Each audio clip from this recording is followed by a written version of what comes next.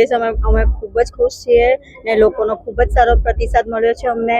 લોકોએ ખૂબ વોટ આપ્યા છે ખરેખર. અને એમાં અમારા જિલ્લા પ્રમુખ, અમારા ધારાસભ્ય આનંદભાઈ, રામબાબુ બધાને જ ખૂબ જ સપોર્ટ મળ્યો છે. કયા કામોને લઈને આવે છે? અમારા મેઇન વોર્ડ નંબર 2 માં પશ્ચિમમાં છે ને તો રસ્તા, પાણી, સ્ટ્રીટ લાઇટ, નળ, ગટરના પાણી જે લોકોના ઘરમાં જાય છે તેવા ઘણા કામ છે.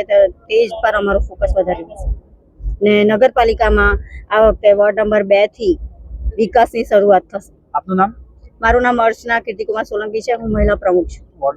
વોર્ડ નંબર 2 નગરપાલિકામાં રાષ્ટ્રીય કોંગ્રેસ પાર્ટીના કાગતે વોર્ડ નંબર 2 માંથી અમે 2 ચૂંટાયા છે ને એનું ખરેખર શ્રેય જાય છે અમારા જિલ્લા પ્રમુખને. પહેલે તો એમને સખત મહેનત કરીને કાગતે અમને એને સપોર્ટ તરીકે બધી રીતે અમને સપોર્ટ કરીને ને અમને 2 સીટ કાઢી લાવ્યો. અમારી તો ઉમ્મીદ હતી કે અમારી વોર્ડ નંબર 2 માં 4 આવે, પણ થોડીક કંઈક પગડાના કારણે કાગતે 2 સીટ આવી અને 2 નહીં આવી.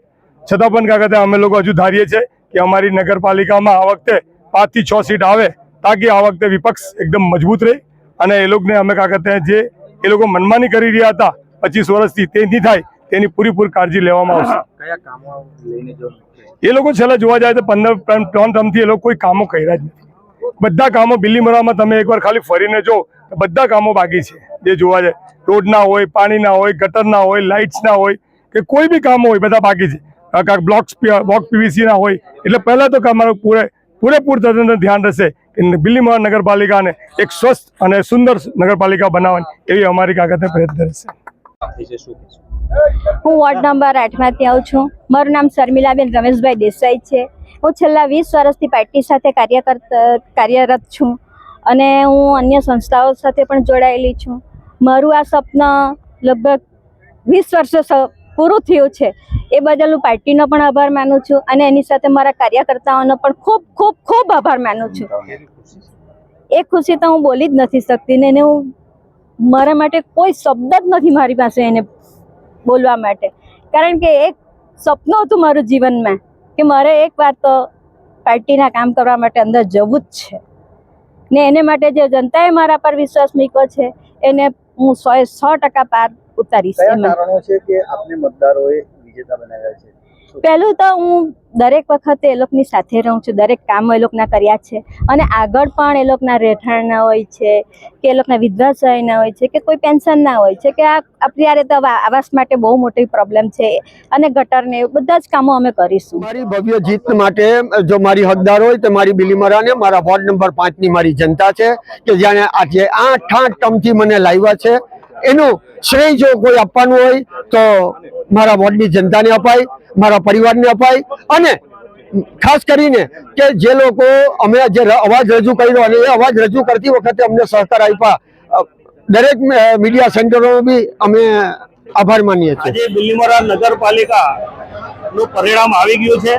આમ તો પૂરા ગુજરાતમાં ભગવો લહેરાયો છે, પણ બિલીમોરામાં જે જોઈએ એ પ્રમાણે ગઈ વખતે 21 સીટ હતી, આ વખતે 29 સાથે ભારતીય જનતા પાર્ટી જીતી છે. 36 ઉમેદવારોમાંથી 29 જીતે છે, 5 અપક્ષ અને 2 કોંગ્રેસ. બાકી 29 જેટલા ભાજપવાળા જીતા છે. જે હાર્યા છે એ પણ ખૂબ ઓછા મતથી હાર્યા છે.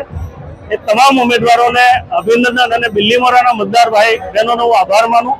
ખાસ કરીને મોદી સાહેબની લોકચાહના, મુખ્યમંત્રીશ્રીએ કરેલા કામો અને અમારા પ્રદેશ અધ્યક્ષ પાટીલ સાહેબની ગાઈડલાઈન મુજબ જે રીતે ચૂંટણી લડ્યા, જિલ્લાની ટીમ પૂરેપૂરી, બિલીમોરાની ટીમ, અમારા ધારાસભ્યો પણ અહીંયા આવ્યા, પ્રદેશના પણ પ્રભારીથી લઈને બધા લોકો અહીંયા ઉપસ્થિત હતા. બધા જ લોકોની ગાઈડલાઈન મુજબ ખૂબ ઝીણવટપૂર્વક જે રીતે પ્લાનિંગ સાથે ચૂંટણી લડ્યા એનું આ પરિણામ છે. હું ફરીવાર વિજેતા થયેલા તમામ ઉમેદવારોને અભિનંદન આપું છું અને ખાસ કરીને મતદાર ભાઈ બહેનોએ જે ભરોસો મૂક્યો છે એ આવનારા દિવસોમાં જે કંઈક નાના મોટા કામ હશે એમાં ભારતીય જનતા પાર્ટી 100% આ બિલીમોરાની એક તાસીર અલગ કેવી રીતે કરી શકે એ પ્રકારના કામ કરશે એ મને આશા છે. ધન્યવાદ.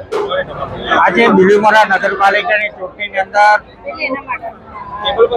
ભારતીય જનતા પાર્ટીના 29 જેટલા ઉમેદવારો ચૂંટાયા છે. કુલ 36 ઉમેદવારો હતા, એમાં 2 કોંગ્રેસ અને 5 અપક્ષ ઉમેદવારો ચૂંટાઈ આવ્યા છે. ગઈ વખતની બિલીમોરા નગરપાલિકાની ચૂંટણીમાં 21 જેટલા ભારતીય જનતા પાર્ટીના ઉમેદવારો ચૂંટાયા છે.